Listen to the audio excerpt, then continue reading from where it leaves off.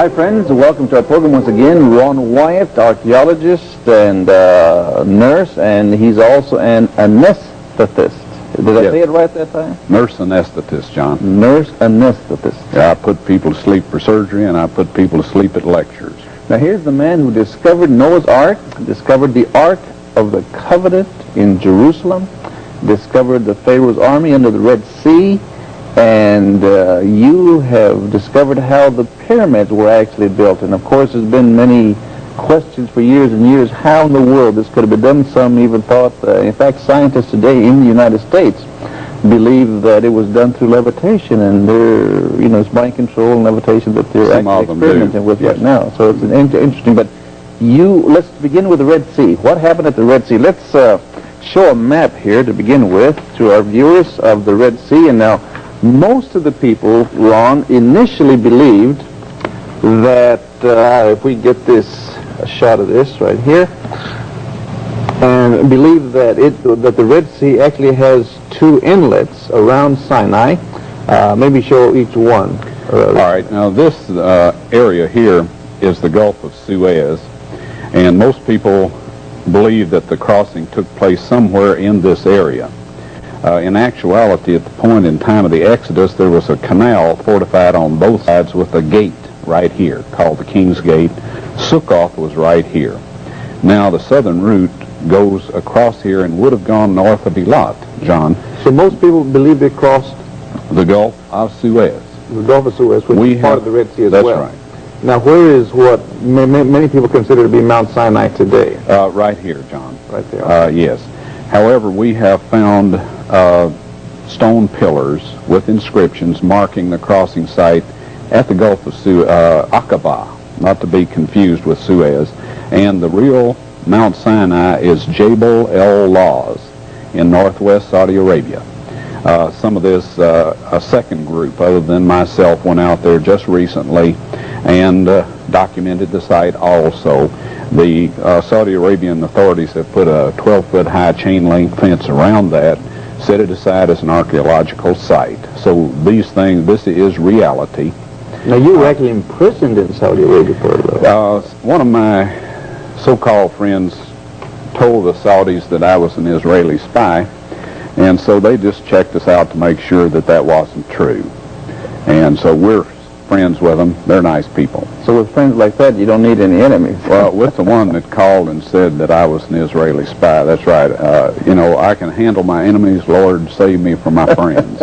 So we have a video clip that we'd like to roll on your discovery of this particular region here. Yeah, this video clip will show a column on the Egyptian side of the crossing site, and then there it is now. Yes. Now what is that pole there? That is of Phoenician design and origin, which dates it back to King Solomon's period. You're looking at about the 8th now this is the Red century Sea. BC. This is underwater at about 60 feet in the Red Sea. This wheel is a 4-spoke wheel, has a gold veneer on it, beat gold, and we were able to find this with some electronics. We vacuumed the silt off of it, photographed it, and then we covered it again. Now that's a wheel off a chariot, and it has correct. 4 spokes there. That kind of surprised me too. All the other wheels that I had found to date were the 6-spoke Now this is wheel. the Egyptian Museum in Cairo, and it has a 6-spoke wheel. Right. Now we found several of those with that hub, and we went back to the museum, and if you look in the lower center of the picture, you see a 4-spoke wheel. A 4-spoke wheel. So the 4 spokes are very significant because there was a 4-spoke wheel in the museum in Cairo. That's right. It appears on chariots, and it appears on the carts that the king hauled his boats around in. So it's possible that he took a boat along for a little fishing or something. He didn't consider the slaves much of a threat. So it's possible that that's what this came off of. So when you were in the Red Sea area and you saw this wheel off a chariot, what other artifacts that were able to... we have found horses' skeletons and human skeletons, in addition to chariot boxes, chariot wheels. So you found horses' skeletons and human skeletons, and... The chariots and the horses would be hard to explain, without 60 feet under the sea. Yeah, and 200 feet under the sea also. 200 feet as well. Yes, that's correct. So that's pretty deep in that Gulf of Aqaba. Right. I'm convinced, and I'm a hard fellow to convince, and I assume that a lot of people out there that are listening, are a little what would be the skeptical of what we said. significance about all this, Ron? Well, the significance is that these are actual events that are talked about in the Bible, actual events. And there is a story that goes with the crossing where God destroyed the most powerful army on earth at that point in time, at least in the Middle East, and provided their weapons for the slaves that were not armed at that point in time, but put the Amalekites to the edge of the sword later. These charioteers with their weapons bound on their body, because chariots are bumpy, were swept across to the side that the slaves were on, and it says they looked upon their bodies on the seashore, and of course all they had to do is walk among these dead bodies and help themselves to the best weaponry of their time.